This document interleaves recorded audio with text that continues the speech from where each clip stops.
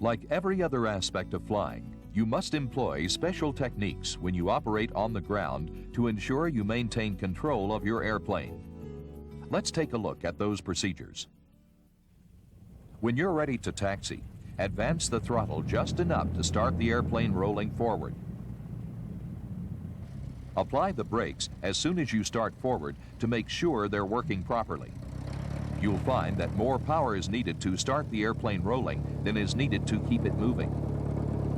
Your speed should be kept slow, especially in congested areas on the ramp. Control your taxi speed primarily with the throttle.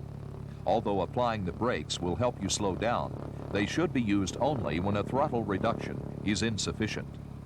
This prevents excessive wear and overheating of the brakes. Steering is quite simple on most tricycle gear airplanes. Since the nose wheel is linked to the rudder pedals, applying pressure to them causes the nose wheel and rudder to deflect and turns the airplane. Because the engine is cooled by airflow, a prolonged taxi can cause it to overheat. Monitor the engine gauges closely and follow the manufacturer's recommended procedures to improve cooling. Wind blowing over the airplane and its control surfaces is another consideration when taxiing. Let's take a look at several situations and see how the flight controls are used to overcome the adverse effects of wind. There are two general guidelines you should follow. If the wind is blowing toward the front of the airplane, turn the control wheel toward the wind and apply neutral or slight forward pressure.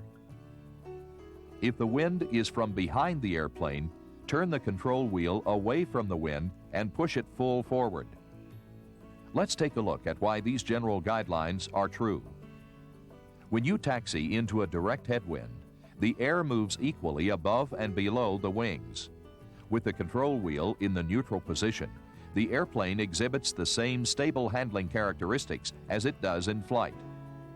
In a direct tailwind, moving the control wheel full forward places the elevator in the down position.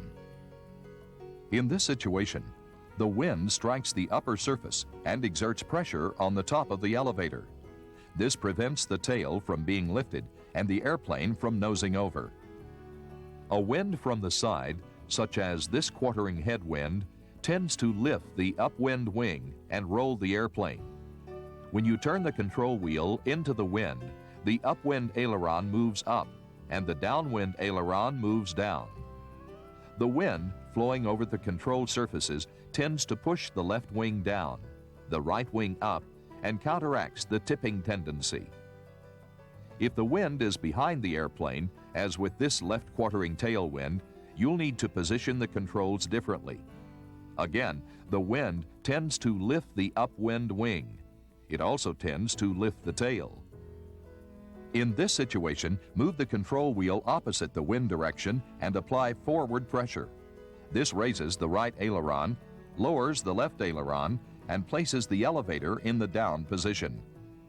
As the wind blows across the airplane, the aerodynamic forces created by the displaced ailerons and elevator will counteract the rolling and tipping tendencies. The wind flowing over the airplane changes as you turn, and you'll need to reposition the control surfaces. Always be aware of the wind direction. Even in very light winds, position the controls appropriately.